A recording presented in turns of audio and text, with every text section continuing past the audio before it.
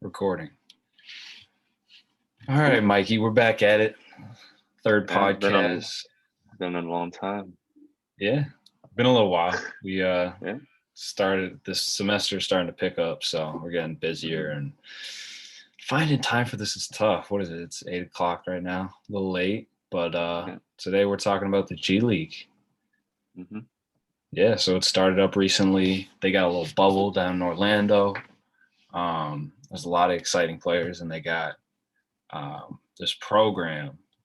They got this program going on. So, Mike, fill us in on what they got going on down there. Yeah, so this is the first year of this expansion program where the NBA is trying to make a team that recruits high-ranked players from high school every year, and they get paid while playing more like pro side of basketball instead of like more college system-based basketball. So that's really different. Like a lot of people chose to go overseas, but that's not a favorable decision because nobody knows what's going to happen overseas. Like if you play bad, your stock drops, and there's a lot of different factors. Like remember Brian Bowen? He went over to I think Australia, and like his stock dropped so badly. And this, I think G League is more like systematic based on how to prepare them for the NBA, which I feel like is a great thing. And they're doing great right now, undefeated 4-0 starting the season. So yeah. So the G League, it's called the G League Ignite team, right? yeah. So it's a blend of these high-ranked recruits, like you said, and then a bunch of like half old NBA vets trying to get back into the league, and then half like fringe G League NBA players that have, some potential that just fit roles within these teams. So some of the players we got are Jonathan Kuminga, who is a 6'8" long wing originally from Jersey. Nigeria, and then he moved to Jersey and he went to St. Pat's. Mm-hmm. And we also have Jalen Green, West Coast kid, bouncy, freak athlete, like long, can shoot. Yeah. Like he has a lot of potential.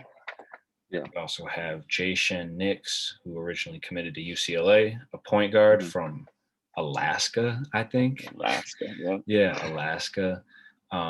He's an interesting case. And then the final real like ranked player is Isaiah Todd. Yeah.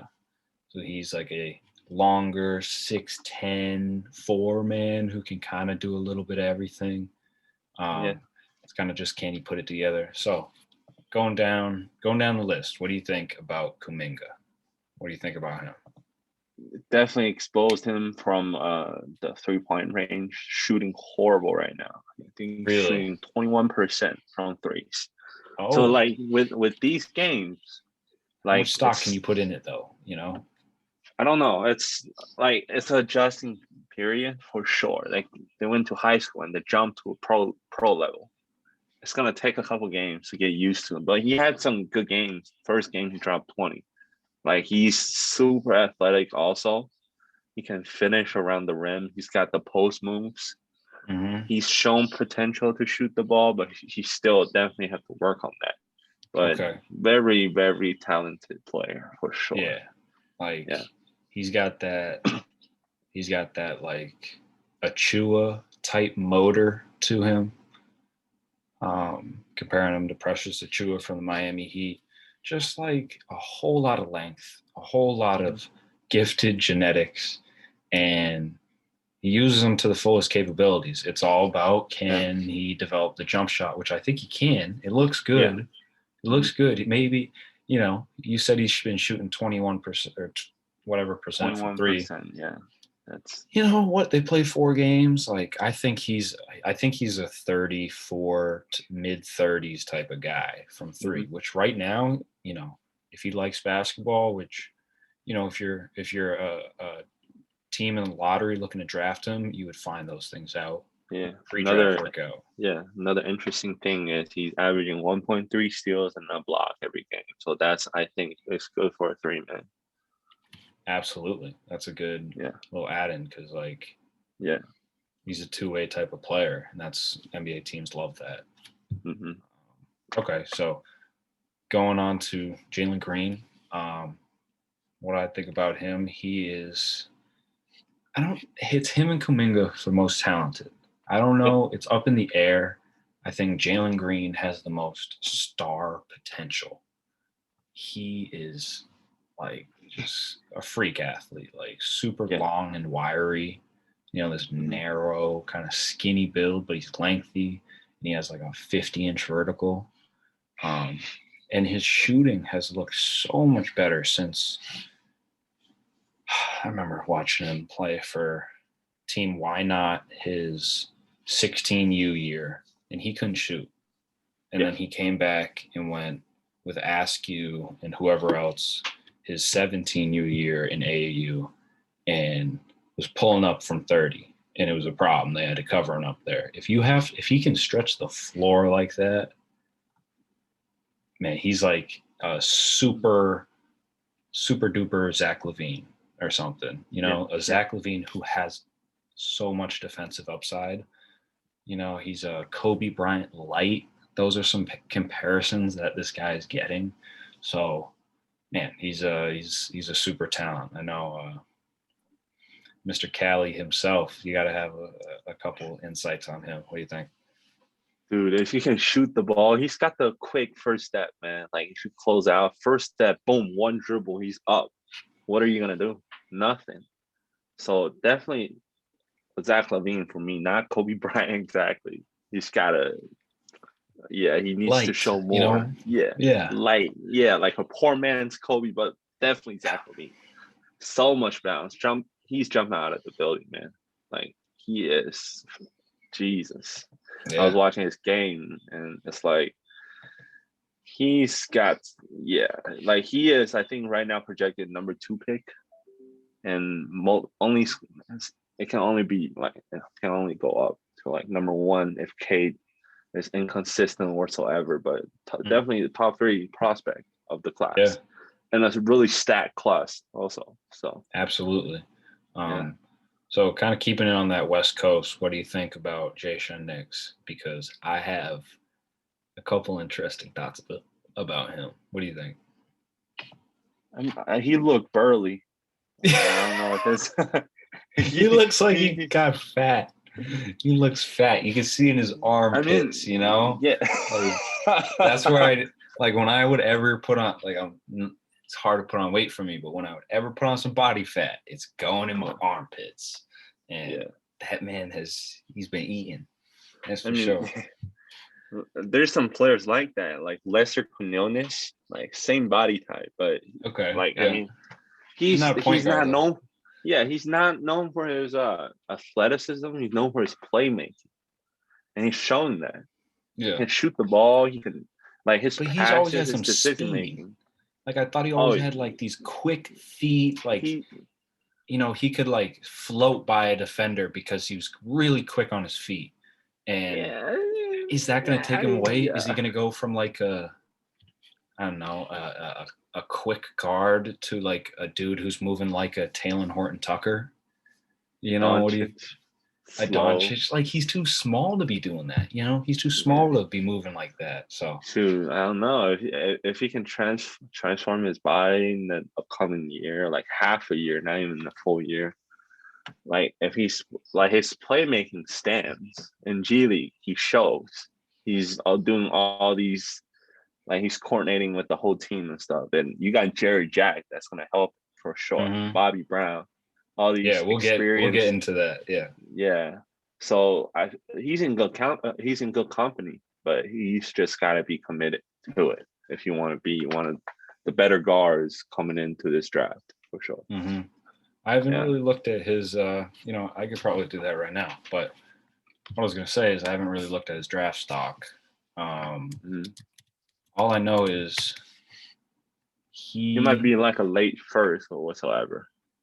Yeah, all I know is he's been playing well. I'll give it to him. Yeah, He's been playing really well in 11, these like 4 or 5 games. 11.5 and 4.5 with 45% shooting from threes. That's huge. That's huge if you're a guard like that.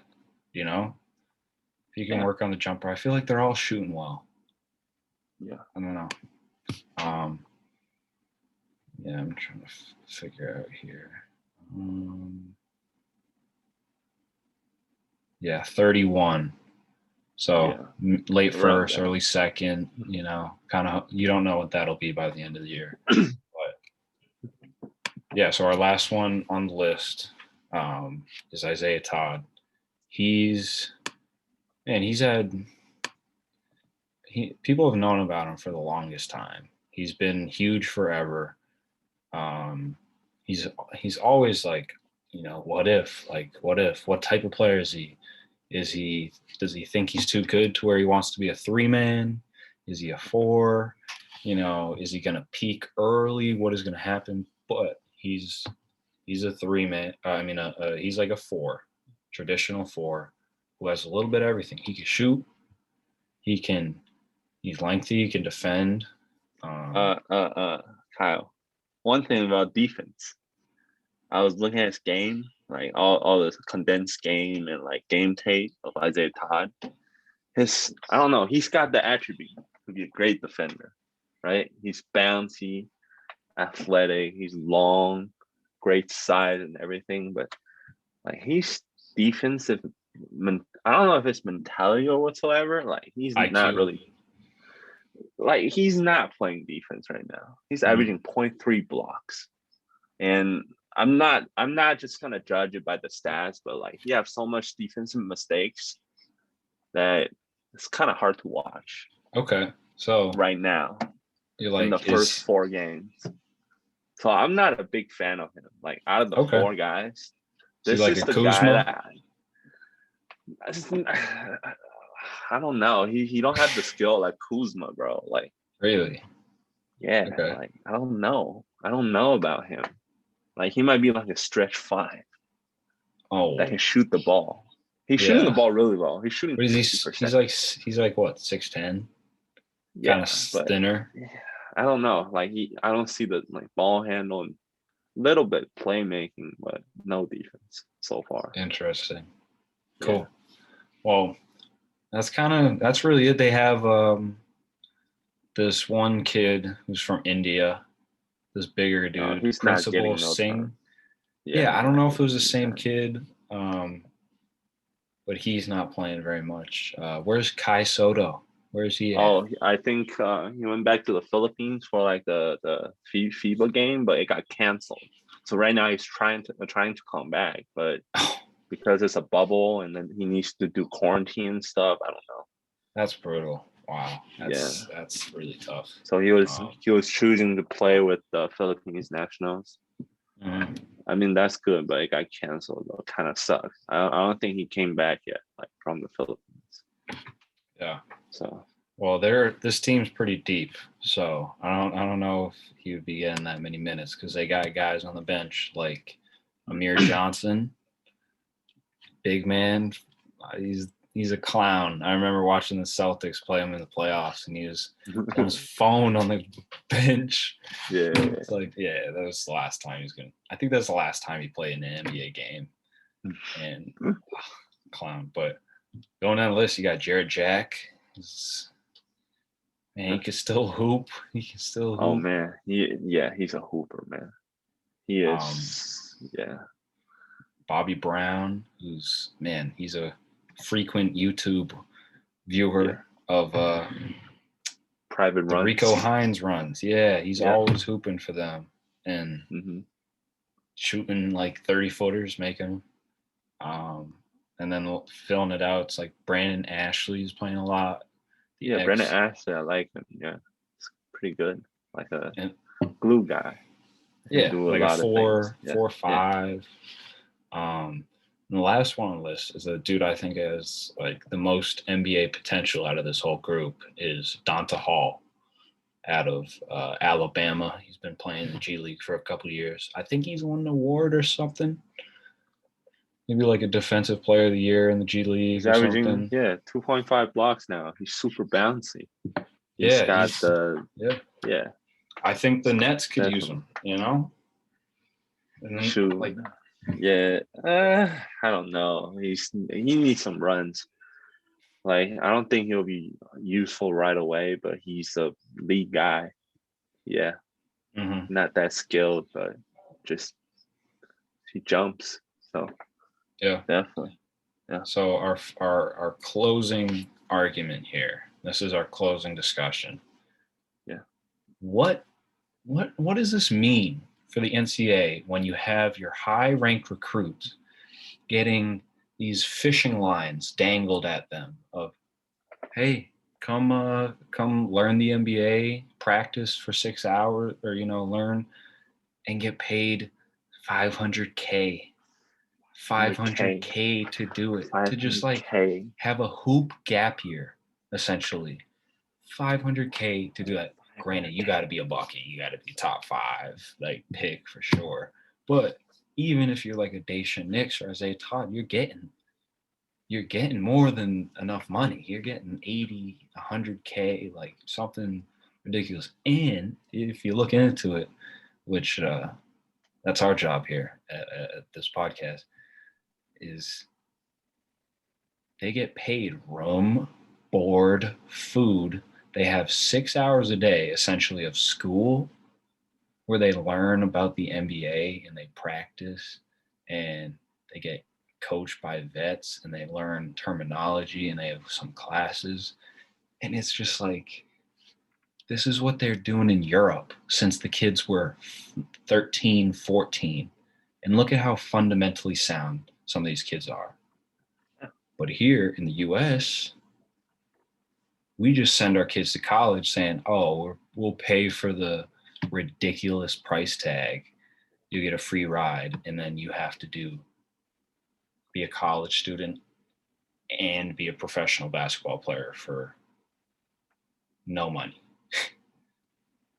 What does that mean? What do you think, Mike? What's your opinions on this? I feel like if this experiment works this year, there's not gonna be only one team like high ranked players. Maybe every single team is gonna recruit players. It's gonna be like the college teams and the G League teams. All these Mm, G League teams gonna be like, yo, like you want to come over here? I got like some of these players don't come from good places. Not everybody's like wealthy, Somebody needs money. Somebody can't pay for their daily stuff. Somebody's in debt, and you're giving them 300K to 500K. That's a lot of money. And you got it the is. NCAA. Eventually, it's like a dictating, like a league of all sports. Like so strict. Like I know NCAA athletes. It's like you can't like the little things. You can't receive money from your family friends. You can't play fantasy, like gamble fantasy. Like you can't play like these small things. I don't think it makes sense. And you got a new factor coming in. You got the G League, willing to pay 300K to 500K for these high recruits. It's not going to be the top five. It's going to be more likely to be like the top 30, 5 stars recruits of the whole class, high school class. So what is the NCAA going to do to beat their offer? Like, what do you Yeah, think? that's the question. I think the counter and something that could go against this, our argument that this thing is great, is that what happens when Isaiah Todd goes undrafted and he's sent straight to the G League? What how does that work? What's the line to where they're like, oh man, there's every single player in the ESPN top 100, Mm-hmm. 1 to 20 wants 100K, and they just can't do it because, man, the G League teams make no money because they barely, like, the bubble games. Sure, some people watch them, but no, not that many people go into their games. G League, man, they're scrapping for a buck. It's it's not that much money. It's $50K and you got to pay for all this, and it's a hard job.